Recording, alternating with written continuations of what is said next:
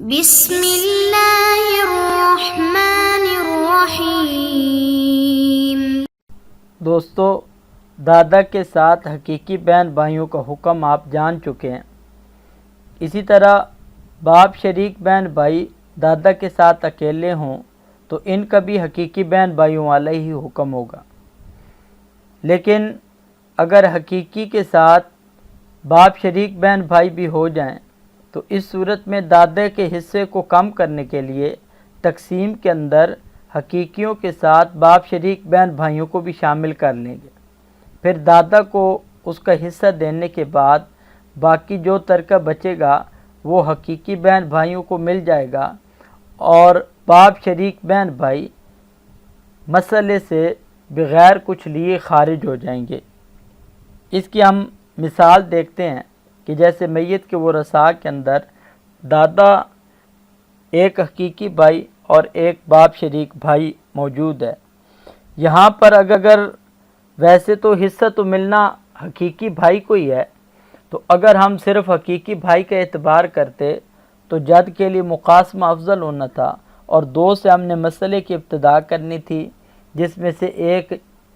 جد کو مل جانا تھا آدھا طریقہ۔ لیکن یہاں پر دادا کے حصے کو کم کرنے کے لیے ہم باپ شریک بھائی کو بھی شریک کر لیں گے، تو یہاں پر اب دادا کے لیے ثلث الجمیع وہ بہتر رہے گا۔ تو ہم دادا کو 1/3 دیں گے، اور 1/3 کے مخرج 3 سے مسئلے کی ابتدا کریں گے، ایک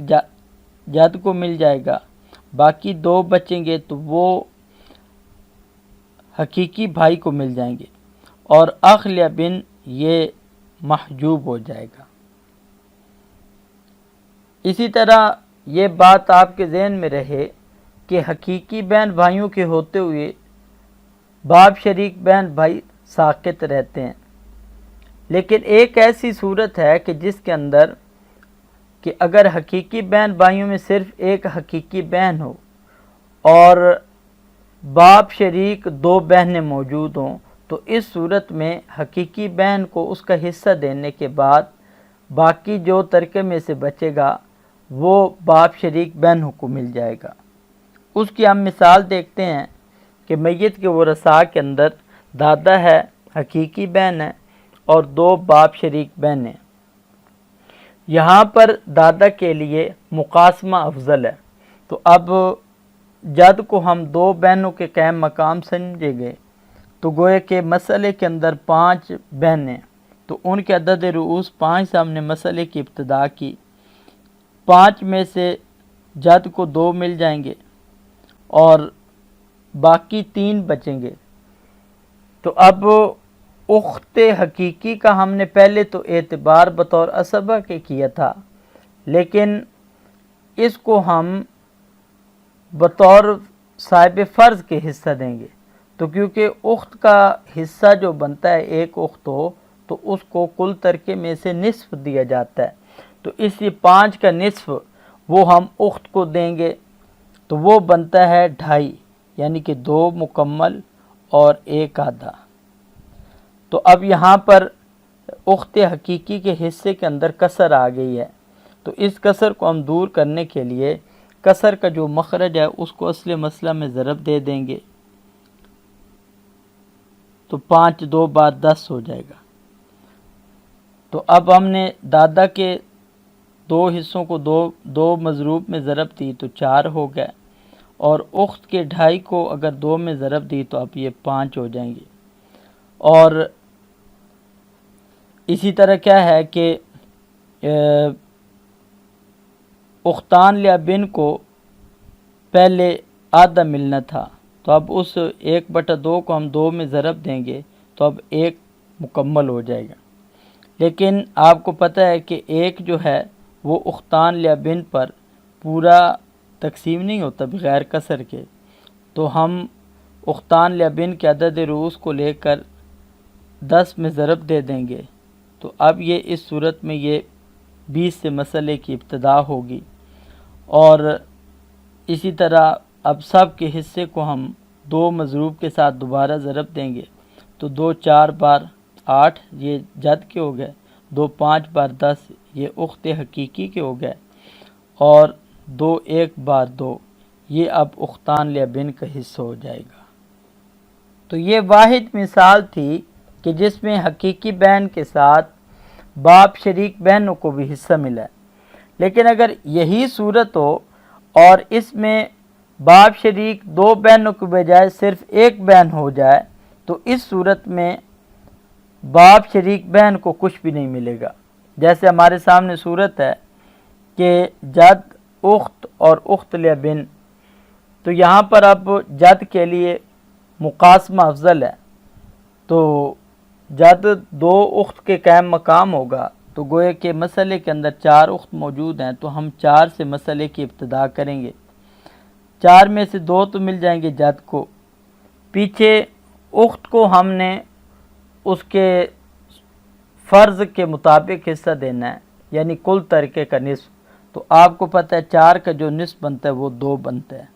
تو اب جب ہم نے اخت حقیقی کو 2 دے دیا تو پیچھے ترکہ میں کچھ بھی نہیں بچا، تو اخت لابن یہ محجوب ہو جائے گی۔ دوستو، یہ جد مال اخوہ کی پہلی حالت تھی کہ جب کوئی بھی ان کے ساتھ اور صاحب فرض نہ ہو، تو اس کے بارے میں بتایا تھا کہ مقاسمہ اور ثلث الجمیع میں سے جو افضل ہوگا وہ ہم جد کو دیں گے۔ تو یہاں ہم آپ کو بتا دیتے ہیں کہ 5 صورتیں ایسی ہوتی ہیں جس کے اندر مقاسمہ افضل ہوتا ہے، اور وہ یہ ہے کہ پہلی صورت کے جد اور 1 اخت ہو جائے، چاہے حقیقی ہو جائے چاہے باپ شریک ہو جائے۔ دوسری صورت ہے کہ جد و اختان، چاہے وہ حقیقی ہوں چاہے باپ شریک ہوں۔ اسی طرح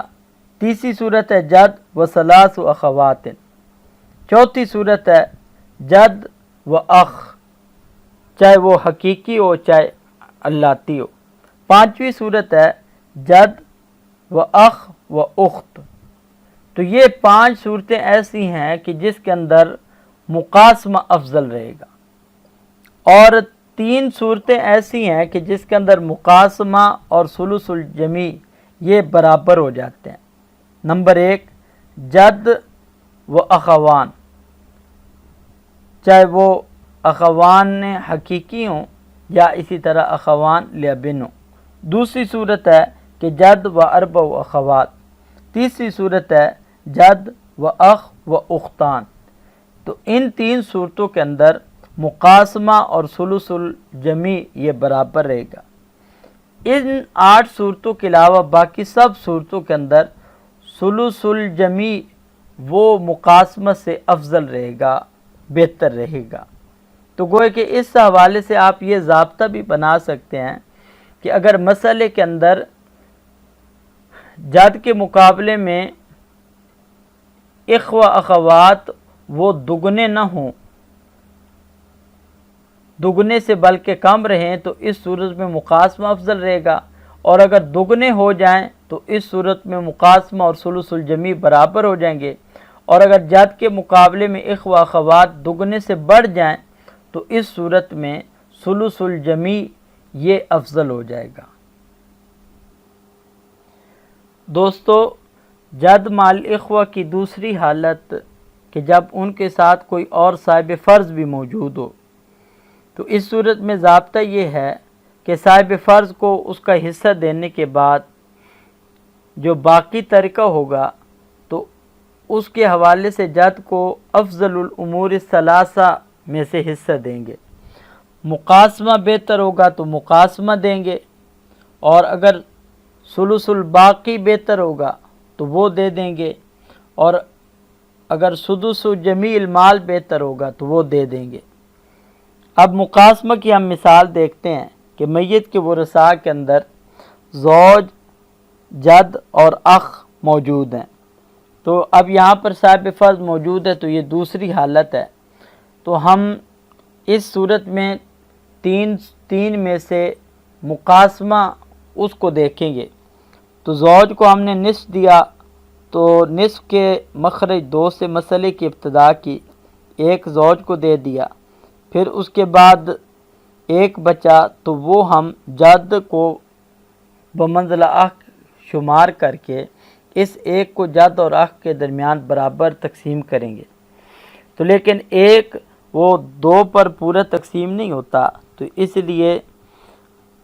عدد رؤوس 2 کو لے کر اصل مسئلہ 2 میں ضرب دے دیں گے، تو 4 سے مسئلے کی ابتدا ہوگی، زوج کا حصہ بھی 2 ہو جائے گا، اور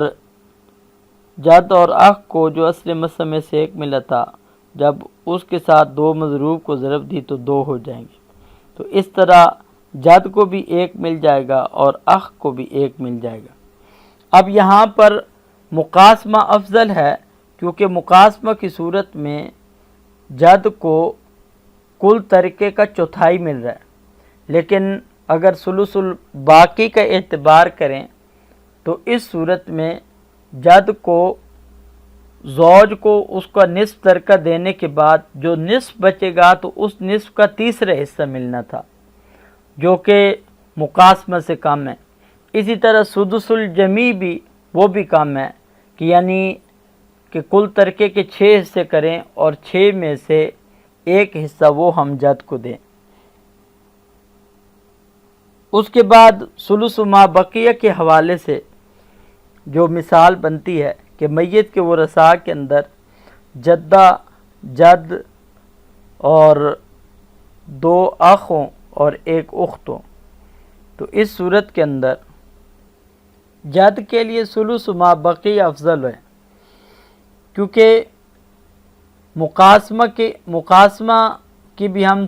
چیک کر لیتے ہیں کہ مقاسمہ کے اعتبار سے جب ہم نے جدہ کو سدس دیا اور اس کے مخرج 6 سے ہم نے مسئلے کی ابتدا کی، 1 جدہ کو دے دیا، پیچھے 5 بچے، تو اب جد کو 1 بھائی تصور کریں گے، تو گوئے کہ مسئلے کے اندر اب 3 بھائی اور 1 بہن ہے، تو گوئے کہ 7 عدد رؤوس ہو جائیں گے۔ تو 5 جو ہے وہ 7 پر پورا تقسیم نہیں ہوتا اور تباین پایا جاتا ہے، تو 7 عدد رؤوس کو اصل مسئلہ میں ضرب دیں گے، تو 7 6 بار 42، اور تو 42 میں سے اب 7 ہو جائیں گے جدہ کے، باقی 7 5 بار 35، تو 35 میں سے 10 جد کے ہو جائیں گے، اسی طرح 10 ایک بھائی کے، پھر 10 دوسرے بھائی کے، اور 5 جو ہیں وہ اخت کے ہو جائیں گے۔ تو اب یہ مقاسمہ کی صورت میں جد کو 42 میں سے 10 مل رہے ہیں، جو کہ کم بنتے ہیں۔ اسی طرح سدس الجمی بھی وہ بھی کم بنتا ہے، کیونکہ اگر ہم جد کو کل ترکے کا 6واں حصہ دیں 1/6 اور دونوں بھائیوں کو اور اخت کو ہم یہ بطور عصبہ کے بنا دیں، تو ہم نے 6 سے مسئلے کی ابتدا کریں گے، 1/6 حصہ جدہ کو مل جائے گا، 1/6 حصہ جد کو مل جائے گا، باقی 4 بچیں گے تو وہ ہم 2 بھائیوں اور 1 بہن کو دے دیں گے، تو گویا کہ 4 جو ہیں وہ 5 عدد رؤوس پر پورا تقسیم نہیں ہوتا، تو اب ہم 5 کو 6 کے اندر ضرب دے دیں گے، تو یہ 30 ہمارے پاس مضروب حاصل ہو جائے گا، حاصل ضرب۔ اب اسی طرح 5 مضروب کے ساتھ ہم جدہ اور جد کے حصے کو ضرب دیتے ہیں، تو 5 1 بار 5، جد کے لیے بھی 5 1 بار 5، اور جب کہ دونوں بھائیوں اور بہن کا حصہ 4، اس کو جب ضرب دی 4 5 بار 20۔ تو اب یہاں پر یہ سدس الجمی کی صورت کے اندر جد کو 30 میں سے 5 حاصل ہو رہے ہیں، جو کہ ثلث ما بقیہ کے مقابلے میں کم ہے۔ اب ثلث ما بقیہ کے اعتبار سے دیکھتے ہیں کہ جد کو ہم جدہ کو اس کا فرض دینے کے بعد باقی ترکے کا ہم تیسرا حصہ دے دیں گے، تو اب مطلب مسئلے کی ابتدا ہم نے 6 سے کی اور اس میں سے ہم نے 1 دے دیا جدہ کو، باقی بچ گیا 5، تو 5 کا ثلث ما بقیہ وہ صحیح نہیں ہے، یعنی کہ بغیر کسر کے نہیں نکلتا۔ تو اب ہم کسر کو ختم کرنے کے لیے جو جد کا سلوس ما بقی ہے اس کے مخرج کے ساتھ ہم ضرب دے دیں گے 6 کو،